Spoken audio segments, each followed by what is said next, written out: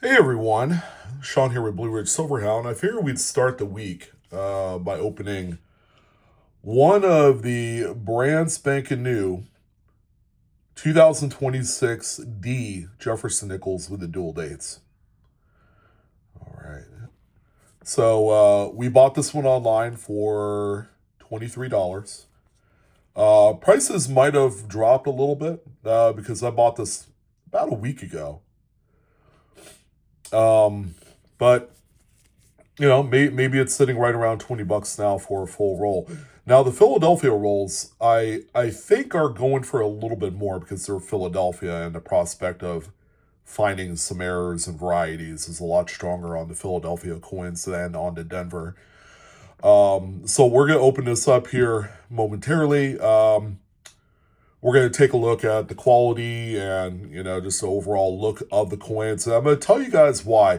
I know the dime is like the hottest thing going on right now, but I'm going to tell you that over time, I think the nickel from this semi-quincentennial event is going to be the de facto most valuable coin that you want to, I guess, pay attention to stack, you know. And it revolves all around grading. So we'll get into that here momentarily. I also want to let you guys know that we ended up finding our very first here locally 2026 quarter, right out of change. So it's the Mayflower Compact 2026 Denver version right there. Let's see if we get the somehow, some way the okay, that's a little bit better there. You also get a little bit of the background image of the nickel. Um, yeah, my favorite reverse design thus far, I would say. All right, so you got the pilgrims on the front, dual dates, and this is a Denver. The mint mark. If I had my pen right here, I could show you guys specifically where the mint mark is on this one here. So you got a nice D mint mark there for the Denver coins. Now, I've heard people say that these have double mint marks because there's also a D right there, but that's the designer initials for this reverse coin. All right, so I wanted to let you guys know that these actually do not have a double mint mark because the Philadelphia coins will have the same too. So here's kind of why I like this coin, and it all kind of compares very favorably to the 1920 Pilgrim Early Commemorative that you see here side by side. Guess what? That looks awfully familiar, doesn't it?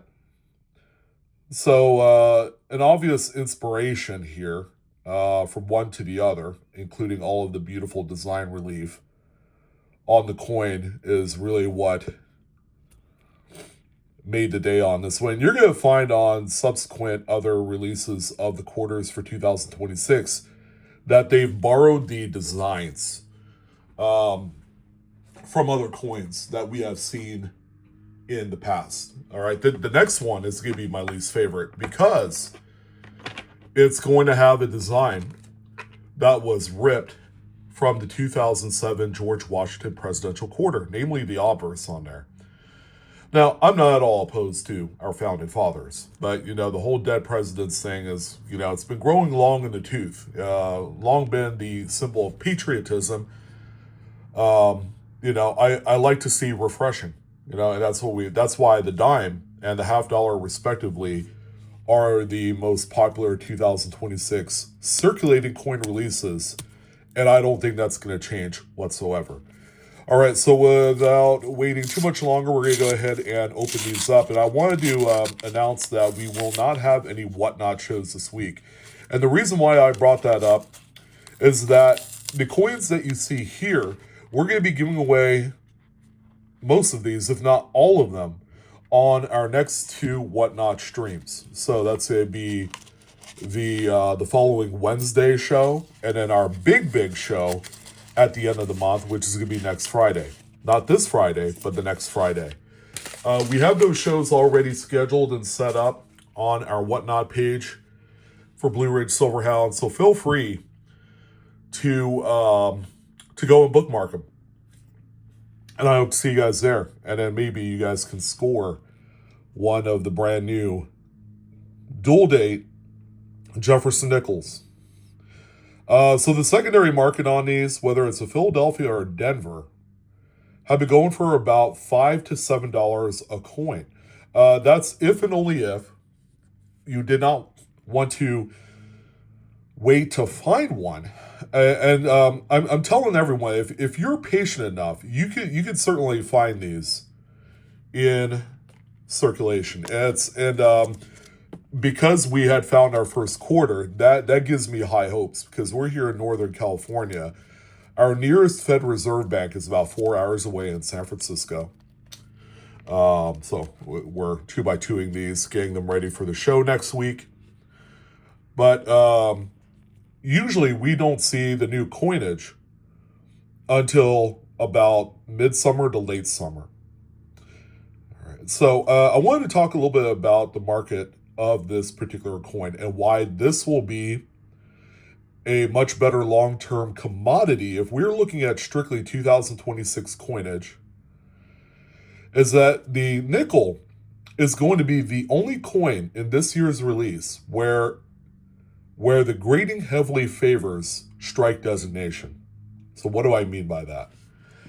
If you were going to send this coin out to get graded, whether it's by PCGS, NGC, CACG, Annex, it doesn't matter, ICG, you have the opportunity to have a coin, one of these nickels, to come back in a numerical grade along with an FS designation, full steps, for Monticello.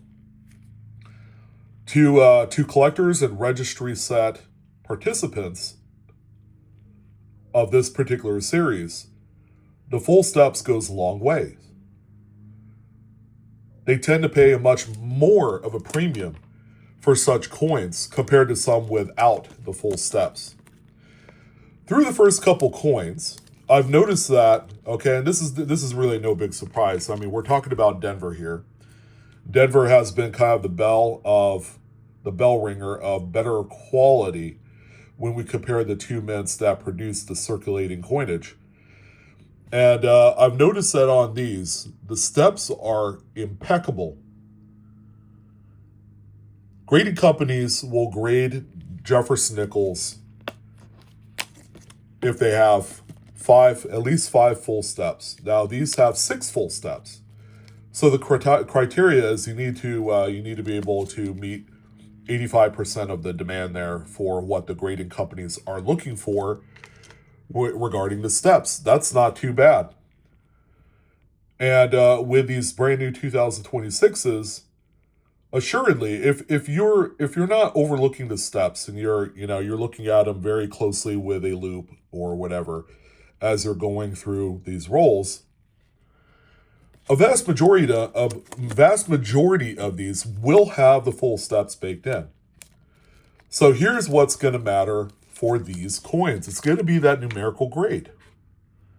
So let's say a top grade is demanding for a Denver coin to be somewhere around mid-state 68. All right, that's going to be kind of like the target numerical grade that a lot of collectors are going to be looking for. And seeing as how this is a pretty special event release here, 1 year event with a unique dual date design aspect to the coins, I'm going to go out on a limb and say that there's going to be a record number of these that are going to be graded across all of the major grading companies that care about registry sets.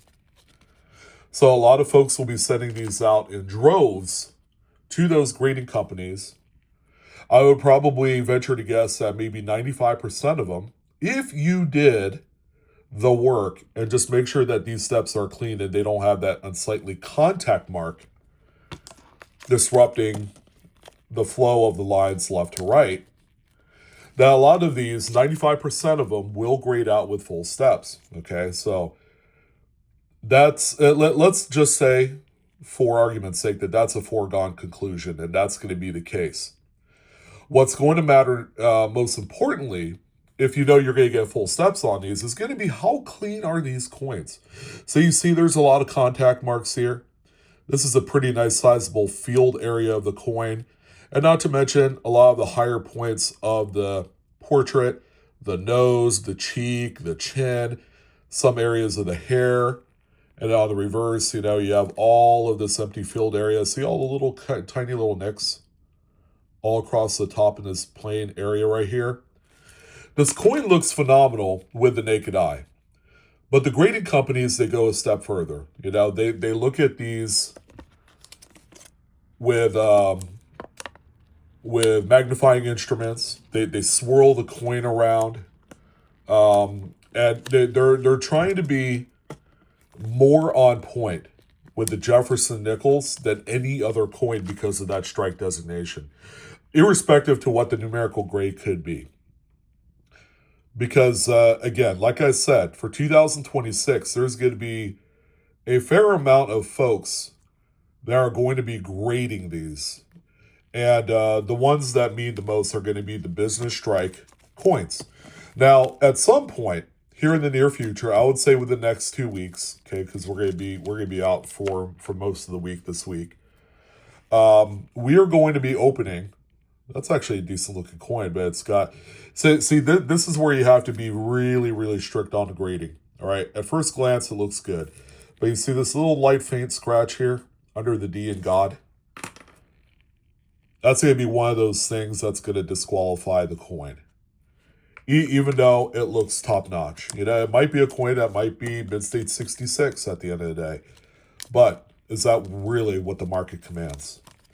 Now, you might get away with selling such coins for right around $50 and making a few dollars in the process, after all the associated fees of getting it graded and eBay's fees and shipping and all that stuff. Sure, you could do that. But at the end of the day, we really want the Mint State 67s, the 7 pluses, the 8s. We want the top grades for these things to really matter to the secondary market, because we're going to get to a point here real soon, after a lot of these return from the grading companies and into the hands of those folks that I would firmly believe are going to resell them, that there's going to be an overabundance in the marketplace. Okay, if you can imagine that at some point that there will be hundreds of these graded in those kind of average grades like 65s and 66s. So what is that going to do to the prices, the market of those coins? Well, they're going to drop. All right, they're going to drop after a while, but subsequently they're going to settle into a spot where it's not going to suit you at all. It's going to be hard to make money on these at the end of the day, if that is your ultimate goal, is to make a few bucks. Now, where people are making the most amount of money of these right now, and this is why I'm saying that possibly ignoring the grading opportunity with these and just dealing specifically with selling these and flipping them raw. Like, I just bought this roll. I spent $23. Nearly 12 times face value. I think that if I were going to market these and arbitrage it to my advantage, I would sell these either by roll or by singular coins, or probably possibly do both. Just open it up on eBay, and there's going to be a lot of people that are going to be interested in this coin if they just needed one or two for an album to give as a gift, and they're willing to spend the $5 for one coin, 100 times face value. So we've been through nearly half a roll here, and I can honestly say that the average grade seems to be in like Mint State 65. All right, so this is going to be probably one of the more challenging coins to get that choice gem target on, and I kind of expected that. Whether it's a Denver or Philadelphia. Now, we haven't seen the Philadelphias. Like I was trying to mention it. I don't think I 100% threw it out there, but we are going to be opening a Philadelphia roll here in about 2 weeks. And then we're going to also explore the brand new second quarter. And, we need to catch up and open up a P&D roll of the Mayflower Compacts. Quite possibly the most I guess you could say, desired mid-error is on the quarters as of right now with those die chips and the broken letters on the obverse, where the date is. We've been talking a little bit about that. I actually talked to someone over the weekend at the Sacramento Coin Show about that particular coin and the error, because so someone had found a number of them. The Denvers, we got to talking about, well, why can't we find mid errors on Denver coins? And I'm like, well, their quality control across the board is second to none. So you have much better quality control, not only on the final product when these coins are struck, but also through the process, just making sure those dies are good to go. So this one right here, this is the roll ender. So you're going to see that on this one here. It's got the infamous kind of ring of death damage. You can see it on the date, Liberty, going all the way around. So that's the unfortunate thing about the rolls is that there is going to be one snooze loser in that, and that's going to be the roll ender that receives the damage from the crimp finger when these are packaged up. But all in all, if you guys are going to go and look through these, and then there's the other roll ender. See, this one was a heads and tails roll ender there. Very unfortunate that we have to come across those. There's a good one there. What folks are finding on the Philadelphia versions of these coins is they're finding the Beehive die chips. So they're going to be the die chips that form on the side of the building right here. Those, my friends, have made a return for this year. I guess you could say that's halfway exciting. People love those because, they show up on other dates as well. But for 2026, they have made a little bit of a triumphant return. And that is kind of like the big mid-error to find on these. For now, because, these are going to be produced all throughout the year, I would imagine. I think they're going to kind of do things a little bit differently in this approach, because I firmly believe, the updated vintage numbers have been released on the Mint website.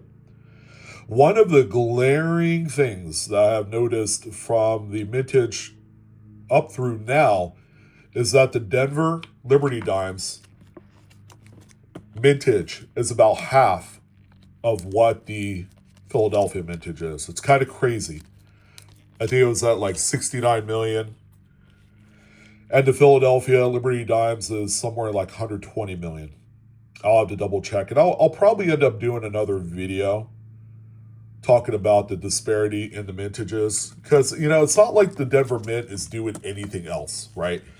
They're not producing a lot of like specialized strikes. The Philadelphia Mint in conjunction with like the San Francisco Mint and the West Point Mint. They do all the cool, neat, specialized products. But the Denver Mint just pumps out these circulating coinage. So it's not like that they're doing anything else extraordinary to justify the considerable drop in mintage for the dime compared to the Philadelphia version. That's something definitely to be on the lookout for. I'm not going to say and preemptively say that there's going to be some sort of enhanced kind of like circulation, rarity, thing happening there. Artificial scarcity is the name, I guess you could say, which is what the 2019 and 2020 West Point quarters were. But there was an understanding that those would be, just collector coins. So we'll see. Yeah, definitely something to be on the lookout for. The second week of every month is normally when the Mint updates their production figures on all things, including circulating coinage. It'll be interesting to see if that number increases a good deal. Maybe the Denver Mint for the month of March is concentrating on those dimes because they know the dimes are the hottest thing going right now.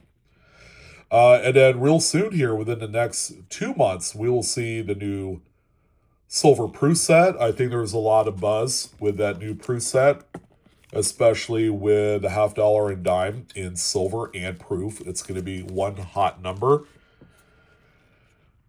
So there's going to be a lot of collectability, a lot of desirability there for those sets, along with the regular proof set. People will want just a regular proof set, even though I wish I could say it's affordable, but it's really not, because it's going to be like $135 or whatever crazy, insane, price tag that the Mint is putting on those.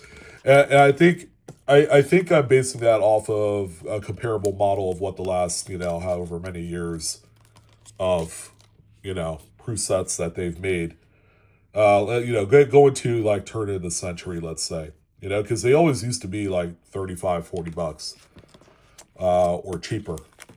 And then now we're talking about, whoa, it's over $100. Go figure, right?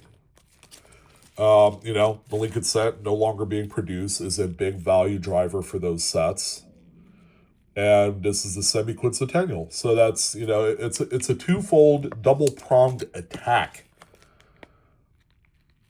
on the Mint prices. Even though, the regular clad proof set and the uncirculated set has no silver in it whatsoever. Whereas the silver proof set, the justification there is, silver is at $80 an ounce, and, there's going to be a pretty substantial difference in value and price there. And just like that, we have run through all 40 of the nickels. So I'm going to say that the average grade is about mid-state 65. There are a few 66 candidates, but nothing that if I were going to send out any one coin, I would probably not send out any of these. Only because I don't see any one particular candidate. That one's awfully nice there. But again, I'm a stickler for grades myself, they have to meet a certain personal requirement for me in order for them to be worthwhile. There's a couple in there that might do 7, but I'm probably more in the camp of, those are going to be mid-state 66s before they even are 7s. Personally, I wouldn't hate on the fact that they're mid-state 66s. It's probably going to be on the top 10% grade-wise for the coin. And I'm gonna be a betting man that's be even worse for the Philadelphia coins. That might even be part of like the top like 4 or 5%. Knowing their quality controls, but these are the nickels. They look the same. They look like nickels from last year. They look like nickels from 2024, 2023, 22. The only difference being is that they did the double dates, new placement of the mint mark. Oh, and another thing, kind of like a footnote on these, they moved Felix Schleg's initials to the right of the monument, right there, FS. So that I did see that as kind of like an afterthought, kind of interesting there, that they moved it there in that particular position, that area on the coin. There's still enough real estate that they, this was designed by someone else. but the reverse has remained unchanged since 1938. So that's a common sense area to put Mr. Schlag's initials on there. So that's it. That's what I wanted to do on this one. Denver 2026 Jefferson Nickel Roll. We'll be giving away all, if not, or most, if not all, of the coins on the next two Whatnot programs. And then we'll also have more of the half dollars. We actually have a Philadelphia $50 roll, which is insanely expensive right now. Those things are like $100 plus. For whatever strange reason they are, but we're not seeing as many of those rolls on the secondary market. We may just wait until I think it's going to be sometime in April when the Enduring Liberty half dollars are going to be available in both roll and bag form. Actually, I ordered like 4 or 5 of the bags. So and those are $100 face value, I think, per each. So they're going to be a mixture of Philadelphia and Denver's. We'll kind of see and gauge, what comes out of those, and maybe we'll do our next video based off of the mid product and not so much what we can find in circulation. That might change, me, because I spent $100 on a Liberty dime roll. So we might end up doing that as well for the half dollar. So I guess it only seems fair. But that's going to go ahead and wrap her up for this one. Let me know what you guys think about the new nickels. I mean, they look pretty attractive. Not too bad there. That's what it looks like. And that's going to go ahead and do it. So you guys have a great rest of your day. Come check out the Whatnot shows. They are both live for the following week.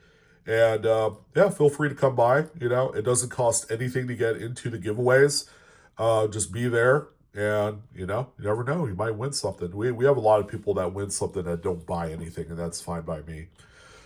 We're just getting these beautiful coins out to the masses that don't have the opportunity to find them locally because of, bad kind of logistics on getting these out to all the banks across the United States and so on and so forth. But I will see you guys later. Keep on hunting, my friends. And you guys take care. Love you guys.